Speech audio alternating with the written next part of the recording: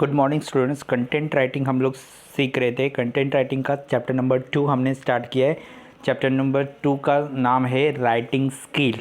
Okay, writing skill में हमने पहला पार्ट रिडंडेंट वर्ड्स कंप्लीट किया है। अभी हम लोग जाएंगे एडिटिंग सेंटेंस कैसे एडिट करें। ओके, अभी आपको याद रखना है कि आपका paragraph, make your paragraph interesting करने के लिए क्या क्या करना है। ओके, सो जो मैंने वहाँ पे मार्क किया है सिर्फ उतना ही याद रखना है और उतना ही लिखना है। ओके, अननेसेसरी बहुत कुछ होता है तो उतना सब डिज़ाइन करके लिखने की ज़रूरत नहीं है। ओके, तो आपको ये याद रखना है कि it is not necessary to do this with every paragraph, but such structures help to readers move along and avoid huge paragraph like plague. In the business world, people often skip the long paragraph. We have too many options to make our documents interesting to busy people: bullet, numbering, indenting, bolding, italicizing. For example, along with the heading and subheadings can be contrasting font and varied size. तो अभी देखो, कभी भी paragraph लिखते वक्त ये याद रखना है कि आपका पैराग्राफ क्लियर और टाइट नहीं होना चाहिए। ओके, मतलब आपकी राइटिंग ज़्यादा ही क्लियर और ज़्यादा ही ज़बरदस्ती से लिखी हुई नहीं लगनी चाहिए। क्लियर और टाइट नहीं होना चाहिए। ओके, क्योंकि आप जब भी पैराग्राफ लिखते हो तो आपको इतना याद रखना है कि पैराग्राफ इंटरेस्टिंग होना चाहिए। Okay, whenever you have to write down the paragraph, you have to compulsory keep in your mind that your paragraph should be interesting. Okay, so make sure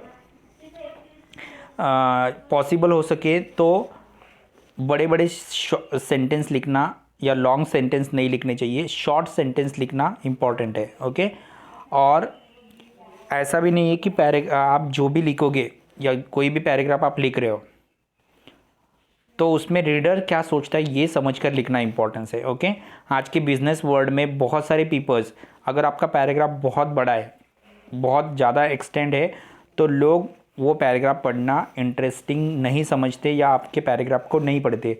इसलिए आपको याद रखना है कि लोगों को आपका पैराग्राफ पढ़ने के लिए, यानी आपके पैराग्राफ में इंटरेस्ट आने के लिए, आपको उस पैराग्राफ में बुलेट का इस्तेमाल करना है। बुलेट यानी 1 2 3 ऐसे पॉइंट्स में लिखो, नंबर्स में लिखो 1 2 3 4 5, जो भी लिख रहे हो, जो भी इंसिडेंट या जो भी आप लिख रहे हो तो उसको 1 2 3 4 5 ऐसे नंबर्स में लिखो। आइडेंटिंग होना चाहिए, आइडेंटिंग या उसके अंदर लाइंस वगैरह का प्रॉपर इस्तेमाल करो। बोल्ड करो सेंटेंस को, जो इंपॉर्टेंस है उन सेंटेंस को बोल्ड करो। एंड लास्ट है इटैलिक, ज़रा फॉन्ट बेंड चेंज करके दो। ओके, जब भी आप हेडिंग लिख रहे हो या सब हेडिंग लिख रहे हो तो आपको हमेशा फॉन्ट कम ज़्यादा करना है। अगर हेडिंग है तो सबसे ज़्यादा फॉन्ट चाहिए, फॉन्ट बड़ा चाहिए। अगर सब हेडिंग है तो आपका फॉन्ट छोटा चाहिए। फॉन्ट यानी वो साइज वर्ड की। ओके, अगर आप हेडिंग लिख रहे हो तो कैपिटल में लिखो, सब हेडिंग लिख रहे हो तो स्मॉल में भी लिखोगे तो चलेगा। हमेशा फॉन्ट्स एंड साइज़ के ऊपर ध्यान देना है जब भी आप पैराग्राफ लिखोगे तब। ओके, तो सेंटेंस एडिटिंग करते वक्त पहला तो आपको पैराग्राफ इंटरेस्टिंग होना चाहिए, इसके ऊपर ध्यान देना है। ओके, तो 10 तरीके हैं जिससे आप अपने पैराग्राफ को इंटरेस्टिंग कर सकते हो। कौन से 10 तरीके, तो यहाँ पे आगे दिए। पहला, इंट्रोडक्शंस, कैसे आप ज़्यादा अच्छी बना सकते हो, तो ये भी दिया है यहाँ पे। अगर आप कोई स्टोरी लिखना स्टार्ट किया है आपने, ओके, और स्टोरी का पैराग्राफ लिखना स्टार्ट किया है, तो आपको मालूम है आप स्टोरी लिखते हो तो ट्रेडिशनल तरीके से लिखते हो। पहले आप उस पैराग्राफ के बारे में ट्रेडिशनल न्यूज़ देते हो। ओके, तो आपको ये याद रखना है कि कभी भी आप कुछ भी स्टोरी लिख रहे हो, कोई पैसेज लिख रहे हो या कोई पैराग्राफ लिख रहे हो, तो आपको ये याद रखना है कि आपको जो इंट्रोडक्शंस आप दे रहे हो उसमें उस पूरे स्टोरी की समरीज आनी चाहिए। उस पूरे स्टोरीज़ की समरीज आनी चाहिए। जैसे आप कोई भी बुक्स का एक पैराग्राफ देखते हो, मराठी पढ़ा होगा आपने, हिंदी पढ़ा होगा, तो उसके स्टार्टिंग में ऑथर्स के बारे में इंफॉर्मेशन दिया जाता है और उस ऑथर के इंफॉर्मेशन के नीचे उस पूरे चैप्टर्स की इंट्रोडक्शंस दी जाती है। क्या बताया जाता है कि आपको आप जो पढ़ने वाले हो वो शॉर्टकट में वहाँ पे बताया जाता है। पूरे पैसेज की स्टोरी वहाँ पे शॉर्टकट में बताई जाती है। तो इंट्रोडक्शंस में आपको याद रखना है कि कभी भी आप स्टोरी बता रहे हो तो समरीज में आपको समरीज लिखना इंपॉर्टेंट है। मतलब शॉर्टकट में सब इंफॉर्मेशन आपको देना है। मैंने जैसे आपको पहले ही बोला है, वहाँ पे जो डैश किया है, लाइन मारा है, उतना ही सिर्फ पढ़ना है, बाकी पढ़ने की ज़रूरत नहीं है। ओके, तो आप इंट्रोडक्शंस लिख रहे हो, आपको पहले समझ में आया है कि आप इंट्रोडक्शंस में क्या लिख रहे हो, उस पूरे स्टोरी का शॉर्टकट मीनिंग समरीज लिख रहे हो। ओके, तो आप बेस्ट इंट्रोडक्शंस किसको कहा जाता है? बेस्ट इंट्रोडक्शंस उसको कहा जाता है जहाँ पे आप 2 या 3 फैक्ट्स ज़्यादा से ज़्यादा लिखते हो। ओके, पूरे स्टोरी की 2 या 3 सेंटेंस में पूरी स्टोरी बताने का काम करते हो। ओके, तो आपको ये याद रखना है कि आप जब भी स्टोरी का समरीज लिखोगे वो ज़्यादा से ज़्यादा 25 वर्ड में लिखना है। 25 वर्ड से ज़्यादा इंट्रोडक्शंस नहीं होना चाहिए। ओके, उस 25 वर्ड में आप उस स्टोरी के बारे में बताओ, आपकी अलग अलग आइडियाज़ बताओ। ओके, सब बताओ। ये इंट्रोडक्शंस ही रीडर्स को डिमांड करता है कि वो इस स्टोरी को देखे। ओके, इंट्रोडक्शंस बहुत क्रूशल होता है, क्योंकि इंट्रोडक्शन से बहुत सारे लोग उनके अंदर स्टोरी के लिए जो कन्फ्यूजन्स है, मिसलीडिंग है, गलत इन्फॉर्मेशन जो गई है, उन सब के बारे में उनको एक प्रॉपर इन्फॉर्मेशन उससे मिलती है। इसलिए इंट्रोडक्शंस बहुत इंपॉर्टेंट होती है। दूसरा, स्टोरी लिखते वक्त याद रखना है कि रेस्ट ऑफ द स्टोरी, आपकी स्टोरी से लास्ट में कुछ ना कुछ मैसेज मिलना इंपॉर्टेंट है। That is rest of story. Okay, जब भी आप पैराग्राफ लिखोगे या स्टोरी लिखोगे, आपने एक प्लान स्ट्रक्चर्स किया। ओके, इन्फॉर्मेशन कलेक्ट करके लाई, आप स्टोरी लिखना आपने स्टार्ट किया। उस स्टोरी में आप बहुत सारे हेडिंग लिखी, बहुत सारे इंसिडेंट लिखे यानी सबऑर्डिनेट लिखे, इन्फॉर्मेशन लिखी, डिटेल लिखा, एक्सप्लेनेशन दिया, कुछ क्वेश्चंस भी आप पूछ सकते हो। तो ये सब आप स्टोरीज में लिख सकते हो। ओके, हमेशा याद रखना है, स्टोरी आज के स्टूडेंट्स को ऐसी स्टोरी पसंद है जिसमें 5 क्वेश्चंस के आंसर उनको मिलने चाहिए। हु, कौन, कौन लिख रहा है, व्हाट, क्या लिख रहा है, व्हेन, कब लिख रहा है, अब भी लिख रहा है कि पुराने ज़माने की बता रहा है, एंड व्हाई, स्टोरी लिखने का मीनिंग क्या है। तो ये सारे स्टूडेंट के जो क्वेश्चंस के आंसर है, 5 questions, who, what, when, where and why, तो इन क्वेश्चंस के आंसर मिलने चाहिए स्टूडेंट को जब भी वो स्टोरी पढ़ेगा। तब स्टोरी कौन लिख रहा है, क्या लिख रहा है, कब की लिख रहा है, मतलब अभी की है, पुरानी है, क्यों लिख रहा है, ओके, और कहाँ पे लिख रहा है, ये सब उनके अंदर मिलना चाहिए। तो end of the day story का मीनिंग पता चलना चाहिए, ये आपको याद रखना है। ओके, नेक्स्ट तीसरी बात आपको स्टोरी लिखते वक्त याद रखनी है, इंग्लिश में या मराठी या कोई हिंदी लैंग्वेज, कोई भी, आप ऑथर बन रहे हो, आपकी बुक्स का नाम है कंटेंट राइटिंग, आप स्टोरी लिख रहे हो, बुक्स लिख रहे हो, पैराग्राफ लिख रहे हो, किसी पिक्चर्स की स्टोरी लिख रहे हो, किसी प्रोग्राम्स की स्टोरी लिख रहे हो, तो आपको ये बातें याद होनी चाहिए। पहला, इंट्रोडक्शन अच्छा होना चाहिए, आपको समझ में आया। दूसरा, यहाँ पे दिया है रेस्ट ऑफ स्टोरी, स्टोरी का मीनिंग लास्ट में 5 क्वेश्चंस के आंसर उसमें मिलने चाहिए। नेक्स्ट है एक्टिव होनी चाहिए, पैसिव नहीं होनी चाहिए। जो भी आप स्टोरी लिखोगे या जो भी आप स्टोरी लिखने बैठोगे या जो भी आप पैराग्राफ लिखने बैठोगे, तो वहाँ पे सारे सेंटेंस एक्टिव सेंटेंस होने चाहिए। एक्टिव सेंटेंस मतलब वो स्टोरी अब भी की लगनी चाहिए। ओके, एक्टिव सेंटेंस, अगर एक्टिव टेंस का इस्तेमाल कर रहे हो, मतलब प्रेजेंट टेंस का इस्तेमाल कर रहे हो, तो स्टोरी फास्ट और इमीडिएटली समझ में आती है। ओके, जैसे अगर वहाँ पे एग्जाम्पल दिया है, Pakistan were beaten by India last night, Pakistan को इंडिया ने लास्ट नाइट को हराया, ये सेंटेंस। और दूसरा, इंडिया बीट्स पाकिस्तान, इंडिया ने पाकिस्तान को हराया। दोनों में से कौन सा सेंटेंस ज़्यादा प्रॉपर है? India beats Pakistan. शॉर्टकट में पता चला, इंडिया ने पाकिस्तान को लास्ट नाइट हराया। इस सेंटेंस के बजाय आप क्या इस्तेमाल करो, इंडिया बीट्स पाकिस्तान, इंडिया ने पाकिस्तान को हराया। समझ में आया? तो कभी भी स्टोरी लिखते वक्त एक्टिव प्रेजेंट टेंस का इस्तेमाल करो, पास्ट टेंस का इस्तेमाल कम किया करो पैराग्राफ लिखते वक्त। ओके, नेक्स्ट है positive even if it negative. Okay, अभी स्टोरी या पैराग्राफ लिखते वक्त और एक बात याद रखो कि भले वो चीज़ निगेटिव हो, आपको उसमें निगेटिव कुछ भी स्टोरी में बहुत निगेटिव आपने बताया, लेकिन उसका पॉजिटिव मीनिंग आना चाहिए। ओके, जैसे अभी यहाँ पे दिया है कि गवर्नमेंट ने जो टैक्स बढ़ा है उसके कारण पेट्रोल और डीजल की प्राइस इस मंथ में बढ़ी है। ओके, गवर्नमेंट ने वहाँ पे एक एग्जांपल दिया, the government has decided not to introduce the plan tax increase on petrol और डीजल इन दिस मंथ। इस साल या ये महीने में गवर्नमेंट टैक्सेस नहीं बढ़ाएगी पेट्रोल और डीजल के, ऐसा गवर्नमेंट ने डिसाइड किया है। अभी उसकी जगह पे सेंटेंस क्या इस्तेमाल करो, the government has upped on plans to raise fuel taxes this month. आपने एक सेंटेंस क्या इस्तेमाल किया, पहला सेंटेंस क्या था कि गवर्नमेंट इस साल टैक्स नहीं बढ़ाएगी पेट्रोल और डीजल के, ऐसा उन्होंने डिसाइड किया है। दूसरा सेंटेंस क्या दिया है कि गवर्नमेंट जो इस महीने टैक्स बढ़ाने वाली थी उन्होंने वो पोस्टपोन किया है, एप्ड ऑन यानी कैंसिल किया है या पोस्टपोन किया है, आगे पोस्टपोन किया है। तो दोनों सेंटेंस में आपको ये दिखाई देगा कि इसमें भले गवर्नमेंट टैक्स बढ़ाने वाली है, गवर्नमेंट टैक्स बढ़ाने वाली है, लेकिन कब बढ़ाने वाली है, नेक्स्ट मंथ। तो पॉजिटिव निगेटिव थिंग्स को भी पॉजिटिव दिखाया गया है।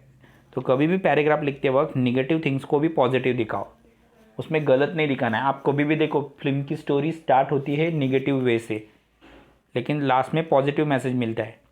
गुंडा या विलन जो होता है वो बहुत परेशान करता है, लेकिन लास्ट में एक पॉजिटिव मैसेज मिलता है कि उस विलन को मारा जाता है।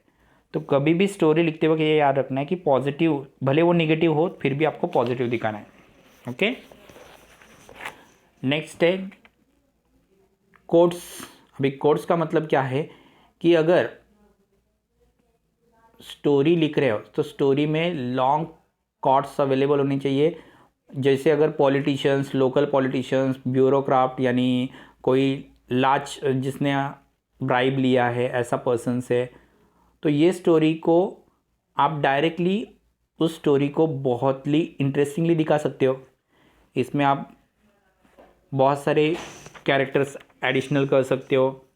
ओके, बहुत सारी जो फैक्ट नहीं दी है उसको आप डाल सकते हो, आपके एक्सपीरियंस डाल सकते हो। ओके, मतलब कोई भी स्टोरी लिखते वक्त उसमें बहुत सारे क्वेश्चंस डालो, लेकिन ये याद रखो कि बड़े बड़े क्वेश्चंस मत डालो, शॉर्टकट क्वेश्चंस डालो जिसके आंसर्स फटाफट मिलेंगे। ओके, जैसे अगर इंग्लिश में स्टोरी लिख रहे हो तो what was it likes, okay, how did you feel, what are you going to do next, ये ऐसे सेंटेंस डालो तभी वो स्टोरी ज़्यादा इंटरेस्टिंग लगेगी। ओके, अब तू क्या करेगा, अब तुझे कैसा लग रहा है, तुझे अच्छा लगा, ऐसे वर्ड इस्तेमाल करो तो वो स्टोरी और ज़्यादा इंटरेस्टिंग लगेगी। क्वेश्चन पूछो लेकिन वो अच्छे वाले क्वेश्चंस पूछो। ओके, नेक्स्ट है ऑफिशियलेंस। हाँ, ये चीज़ बहुत इंपॉर्टेंट है। जब भी आप ऑफिशियल पर्सन्स के लिए, जैसे बैंक मैनेजर है, ओके, कोई बड़ी काउंसिल ऑफिसर्स है या पुलिस ऑफिसर्स है, तो इनके सामने ऑफिशियल लैंग्वेज इस्तेमाल करना बहुत इम्पॉर्टेंट है। ओके, तो कभी भी आपको ये याद रखना है कि ऐसे पर्सन्स के सामने आपकी इंक्रीजिंग या एंगर वाली टेंडेंसी नहीं दिखाई देनी चाहिए।